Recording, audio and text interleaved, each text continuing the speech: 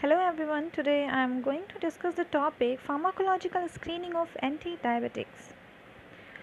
Myself Amita Pandey, research scholar, Department of Pharmacognosy and Phytochemistry from Integral University. In this session I am going to showing what is diabetes, how many types of diabetes, what are the symptoms of diabetes.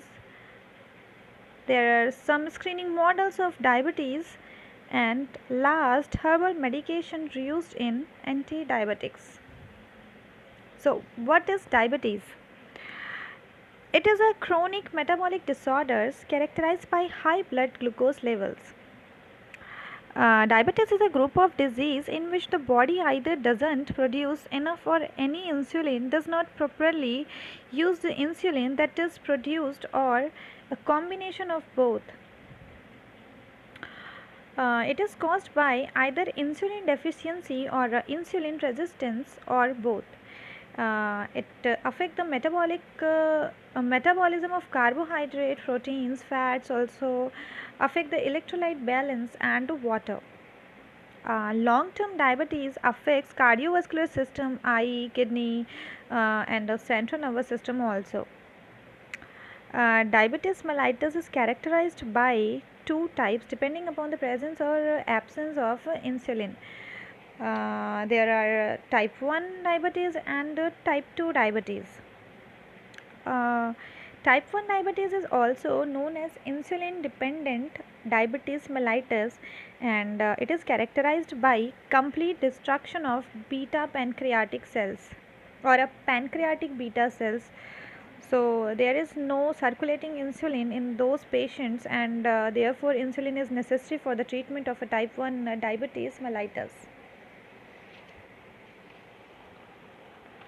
So type 2 diabetes mellitus is characterized by insulin resistance, that is the pancreatic beta cells secretes insulin. So the insulin there in blood circulation, it may be low, it may be normal, but that insulin is not able to act on the target tissues, and therefore the blood glucose level increases for the type 2 diabetes mellitus. Oral hyperglycemic agents can be used in this, like including sulfonylureas, meglitinide, thiazolidinediones, etc. There are some other diabetes type of diabetes, like gestational diabetes and a pre-diabetes. Gestational diabetes is due to the insulin blocking hormones produced during pregnancy, and this type of diabetes only occurs during pregnancy. And in this, the blood glucose or a blood sugar level are high during the pregnancy in women. There is a high risk of type 2 diabetes, and it affects the cardiac system and causes cardiovascular diseases. And pre-diabetes, it at least 79 million pupils are diagnosed with the pre-diabetes each year.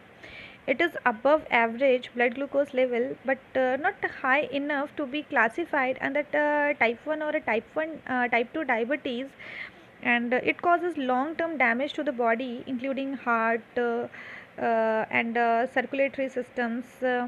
And it starts with unhealthy eating habits and inadequate exercises. And there is some general symptoms of diabetes, which includes excessive thirst and hunger, frequent urination, drowsiness or fatigue, dry itchy skins, blurry visions, slow healing wounds. So screening models. uh, the screening methods for diabetes are characterized in two types, in vivo models and in vitro models. In vivo models includes chemically induced diabetes, where different chemicals are used as diabetogenic agents, like alloxane and streptozotocin. And second is the hormone induced diabetes, third is virus induced diabetes, fourth one is surgical methods, that is partial or complete pancreatomy, and fifth is genetic models. So, in vitro models, there is included fructose 2,6 biphosphate production in rat hepatocytes, inhibition of alpha amylase or inhibition of alpha glucosidase. Now we will have a discussion one by one regarding each methods. Um, in chemically induced diabetes models, as the method indicates, chemicals are used for induction of diabetes. Commonly used chemicals are alloxan and streptozotocin, which I previously said. They are the diabetogenic agents. Both of them causes destruction of pancreatic beta cells, and the destruction is associated with the extensive release of insulin. Initially, initially that insulin tries to reduce the blood glucose level, but as the load goes on increasing, it causes necrosis. Pancreatic beta cells, therefore, blood glucose level start rising, and in these animals, after inducing diabetes, the fasting blood glucose level becomes more than 200 mg per deciliter. Further, these diabetes rates slow shows classical some classical signs of human diabetes, including hyperglycemia, polydipsia, glycosuria, polyuria, and loss in body weight. So, in experimental pharmacology, alloxan is used to induce type 1 diabetes mellitus. This because of its specific mechanism of action, alloxan, and its reduction from dialuric acid is then auto-oxidized back to alloxan, resulting in the production of free radicals. These free radicals damage the DNA of beta cell and causes cell death. Alloxan is a highly reactive molecule that is readily reduced to dialuric acids. So it has the ability to react with protein acid group, especially the membrane proteins like glucokinase, and on the beta cells, finally resulting in the cell necrosis.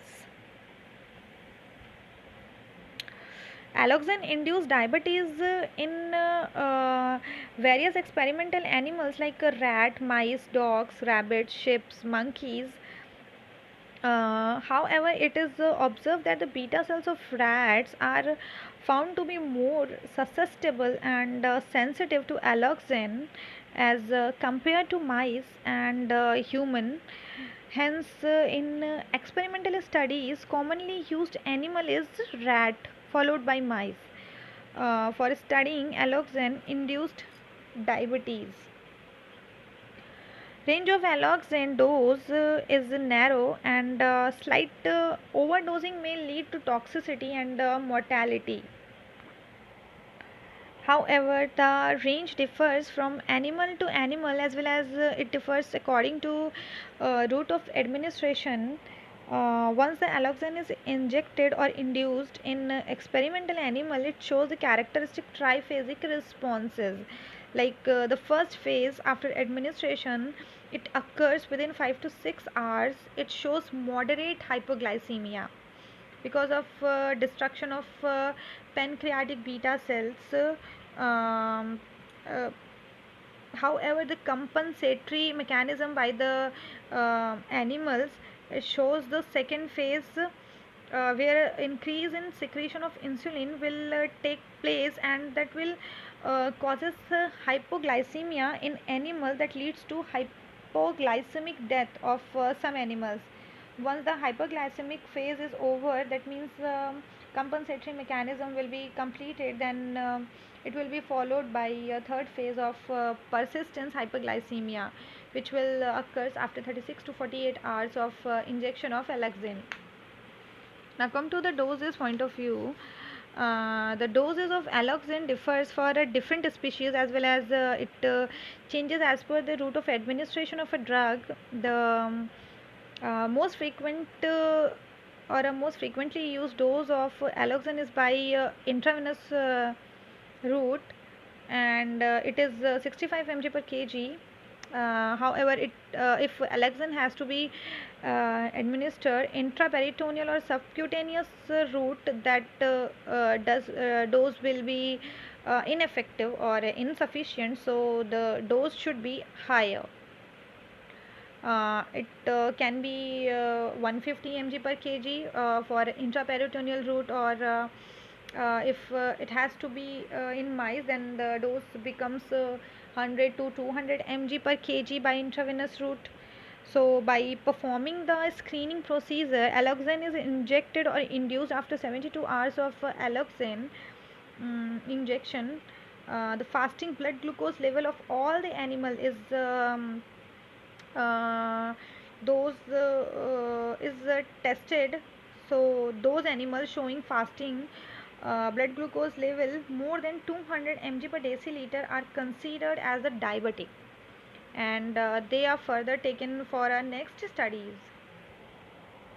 Hypoglycemic drugs or anti-diabetic drug is administered to those animals, and then again blood glucose level is determined to see the whether the test compound has diabetic anti-diabetic activity or not. So the evaluation parameter is obviously fasting blood glucose determination. Um, Besides alloxan, streptozotocin is widely used for induction of diabetes in experimental animals. It is rather preferable over alloxan, as the rate of mortality shown by the animal is less in streptozotocin as alloxan also. And also alloxan was only used for induction of type 1 diabetes, whereas streptozotocin can be used for both, that is type 1 and type 2 diabetes mellitus both, depending on the dose used in the experimental procedure. Now, how it produces diabetes or induce diabetes in animals. So when streptozotocin is given or injected, it is selectively or accumulated in pancreatic beta cells via glucose transporter in the plasma membrane, particularly GLUT2.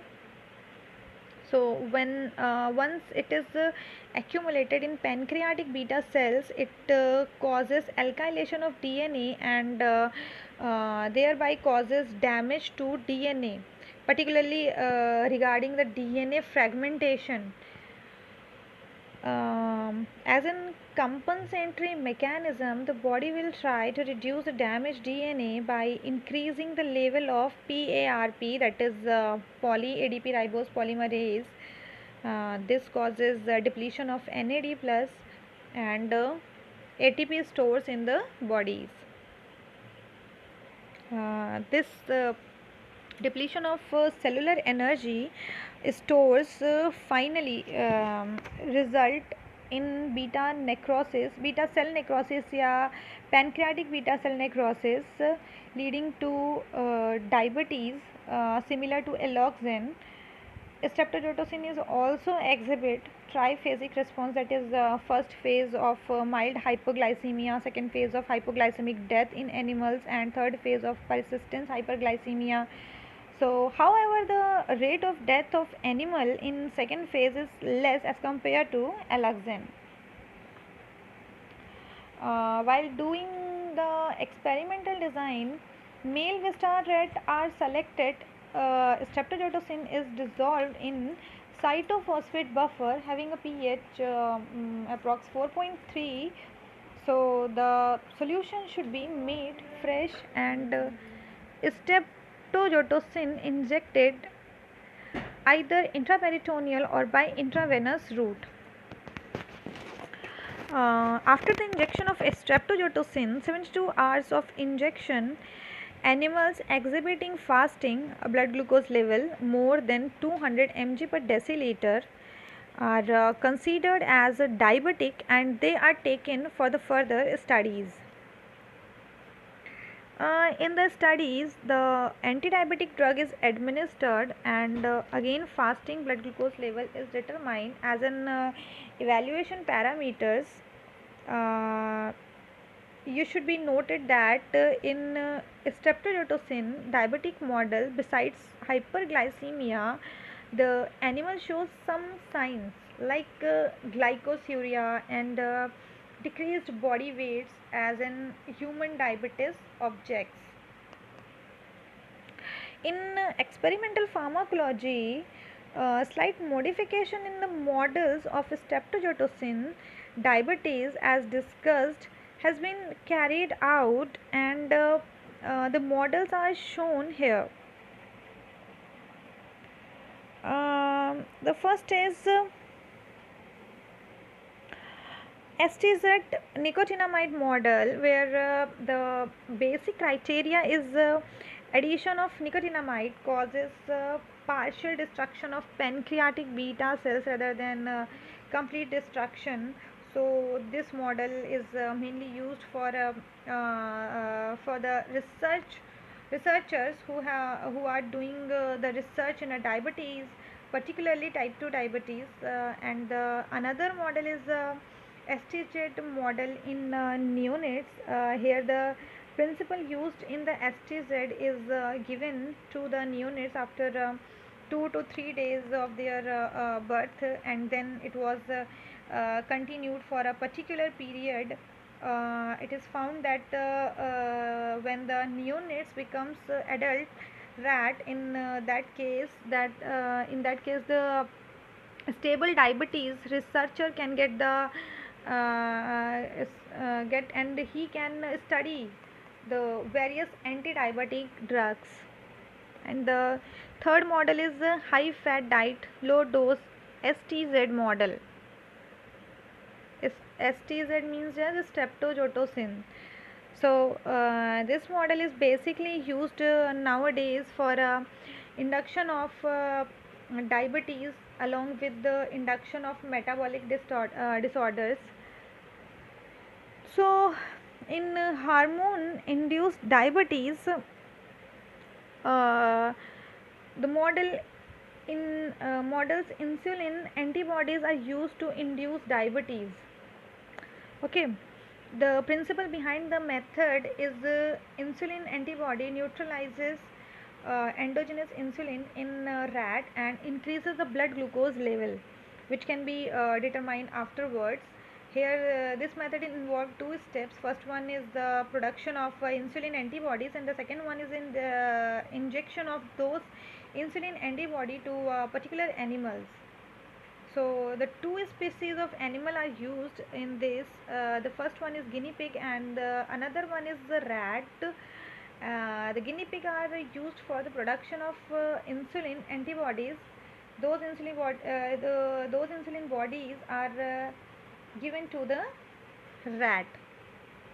For production of insulin, antibodies bovine insulin dissolved in acidified water, which have a pH 3, and is incorporated in a water in oil emulsion. 1 mg of the insulin is injected in a guinea pig, is divided doses by a subcutaneous route in monthly intervals. So the guinea pig are sacrificed by cardiac puncture after 2 months, and the insulin antibodies are then collected as a serum, and IV injection of these insulin antibody are given to the dose of 0.25 to 1.0 ml. And the evaluation parameter included measurement of blood glucose and the blood insulin level. It is observed that the animals are considered as diabetic. They show fasting glucose level as high as 300 mg%. Corticosteroids and growth hormones can be used for induction of diabetes. In corticosteroids induced diabetic models, are treated with hydrocortisone, and they show hypoglycemia and glycosuria. Similar condition can be produced in guinea pig and rabbits also. In growth hormone induced diabetic models, growth hormone, when repeatedly administered to the adult dog and cat, it observed that it induces diabetes, as intensive diabetic conditions is produced in this model, which with all the symptoms of diabetes, including severe ketonemia, ketouria. However, the rats, if given hormonal treatment, don't become diabetic but grow faster and show a striking hypertrophy of the pancreatic islets, and this becomes the limitation of the methods. So hypoglycemic seizures in mice is a method used to test anti-diabetic compounds. Here the principle involved in increasing level of insulin result in hyperglycemic seizures and conversion, and that can be major. uh, then this is different than other methods of because of all other methods of screening for anti-diabetic compounds. The basic parameter is used as a primary therapeutic effects of anti-diabetic drugs, that is reduction in blood glucose level. This is the only method where rather than giving importance to primary therapeutic effects, and the secondary therapeutic effect is considered as an important aspects, and the secondary therapeutic measurements, because of reduction in blood glucose level, hypoglycemia arises, and then and that hypoglycemia induces seizures in mice. So animal used for this method is mice. Here in experimental design, the mice are selected. They are in two groups: standard and test group. Standard insulin test compound is given by subcutaneous or IV, both IV route to the both the groups. Either it is standard or test group. Okay, then the mice are observed for 1.5 hours in observation cages, and the evaluation parameter include recording of number of mice that are dead, or those mice that are showing conversion or lie still for more than 2 to 3 seconds was placed on their backs. The percentage of such mice is calculated, and relative potency of the test solution is found out. In genetic models of diabetes, no external agent is administered to the animals for induction of diabetes. Rather, they are made genetically diabetic by autoimmune destruction of their pancreatic beta cells, which result in insulin deficiency diabetes. Various animals, as mentioned over here, they are used as genetic models of diabetes. Here it is observed that after the age of 2 to 3 months, the clinical diabetes occurs, indicating the symptoms like hypoglycemia, hypoinsulinemia, and ketosis. Tacitogens given, and blood glucose level is determined. Type 1 diabetes may be due to virus infection and beta cell specific autoimmunity. D variant of encephalomyocarditis virus selectively infect and destroy beta cells in mice, similarly to human type 1 diabetes. Also, diabetes can be induced by surgical methods or complete removal of pancreas. Diabetes by this method can be induced to animals like dogs and cats by total pancreatomy. Diabetes after complete removal of pancreas is severe in nature from the first day to till death of the animal, generally smaller animal like rat, mice. They are not suitable for this procedure. However, this method has a number of limitations, and the high level of technical expertise and adequate surgical room environment is needed. There is a high risk of infection as major surgery, so adequate post operation operative analgesia and antibiotic administration is necessary in this method. So, and there is loss of compensatory responses by pancreas to hypoglycemia. So that that that's it. So till now we have discussed various in vivo methods for screening of anti-diabetic drugs. So now we will have to have a look at different in vitro methods for screening, that includes fructose 2,6 biphosphate production in rat hepatocytes, inhibition of alpha amylase and inhibition of alpha glucosidase enzyme. So first, in vitro methods, that is fructose 2,6 biphosphate production in rat hepatocytes, is based on the principle that antidiabetic drug stimulate the production of 2,6 biphosphate in rats. In this procedure, that rat hepatocyte suspension is taken, and it is perfused with the 10 millimolar buffer solution for 30 minutes, and it is centrifuged at 40 degrees centigrade for 15 seconds, and the supernatant is removed, and various concentration of sulfonylureas are added.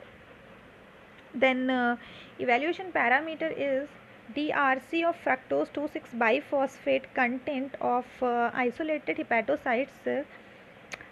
After addition of various concentration of test and standard sample, anti-diabetic activity can be determined by studying inhibition of enzyme alpha amylase.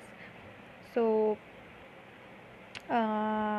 it is polysaccharides degrading enzyme, and it is based on the principle that alpha amylase activity, and can be measured by determination of reducing different group arising from hydrolysis of soluble starch. And in this pancreatic alpha amylase solution is taken, various concentration of alpha amylase inhibitors are added to it, and the enzymatic reaction is started by addition of 1 ml soluble starch. The reaction is stopped after 10 minutes with the 1 ml dinitrosalicylic acid reagent. The mixture is heated in a boiling water bath for 10 minutes, and the absorbance is measured, and the absorbance was 546 nanometer, and the antidiabetic activity is evaluated in a term of measurement of DRC of enzyme inhibition, and this method is based on the principle that inhibition of glucosidase can be measured in vitro using glucosidase from small intestine mucosa. So in this method, glucosidase is prepared from a rat or porcine small intestinal mucosa or porcine pancreas.